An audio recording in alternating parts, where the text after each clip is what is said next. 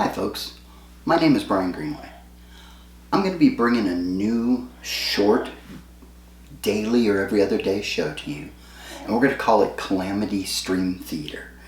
The idea behind this is that during this time where we're all stuck indoors, whether you're practicing social distancing, whether you've been quarantined, whatever the case may be, that we could all use a little bit of entertainment.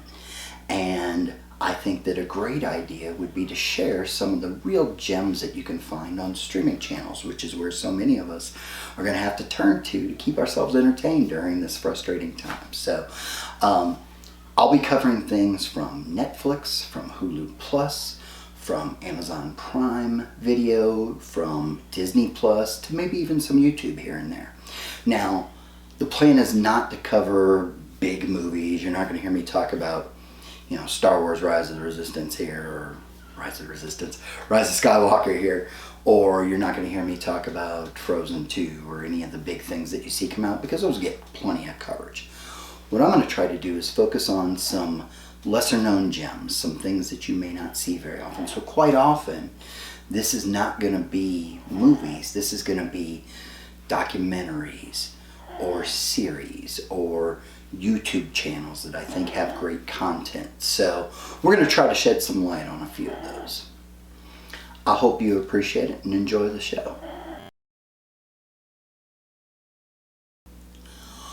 Our first piece is going to be a Netflix documentary, part of the Remastered series, released in April of 2019, and this one is Remastered, Devil at the Crossroads, the Robert Johnson story. Now, if you're a music fan like me, it's quite possible that you're familiar with Robert Johnson. But if you're not, Robert Johnson was a Mississippi Delta blues player in the early 20s through the late 30s. And he went on to become a legend. Not in his own time necessarily, but later on through the archived recordings that we have of him and the influence that he had on a lot of the founding fathers of what we call modern day rock and roll. So this is a movie by Brian Oakes, the director, and if you're not familiar with his work, he did the Living with Lincoln documentary, which was Emmy nominated in 2016, I believe, and he was also the director of Jim, the James Foley story, a story about his childhood friend who became a war-torn correspondent and died in the line of duty. So he's done some really good documentary work before, and this is no exception. The Devil at the Crossroads tells the story of Robert's life, the kind of tragic trajectory of it, from a very young man born to a single mom and a sharecropper, through his days trying to find success as a musician and struggling to do so, to later on when he became recognized by his peers at the time as maybe the best of the Delta blues players. So this is a really comprehensive review of that. Now, there is no archival footage of Robert Johnson. They don't have any video at all of him. Just none existed, or none has ever been found. So this is pieced together through narrative storytelling, through interviews with some people who were there on the scene. There's some footage of Son House, legendary Delta blues man. There's footage of Eric Clapton and Keith Richards talking about the influence that Robert Johnson had on him. There's interviews with family members who know some of the stories. So this is really well put together. I think it tells a great story. It culminates in the name Devil at the Crossroads involves the great mystery of Robert Johnson's life, which is he was in the mid-20s, a struggling musician, somebody who in the juke joint scene in Mississippi was not necessarily thought of as being a great player. He went away, just disappeared for about a year and a half, and when he came back, he was amazing. And you hear some of the musicians involved talk about that. And the story went, the myth went, that he sold his soul to the devil to become an amazing guitar player. Now, that's probably not exactly true, and the documentary gets a little bit into that.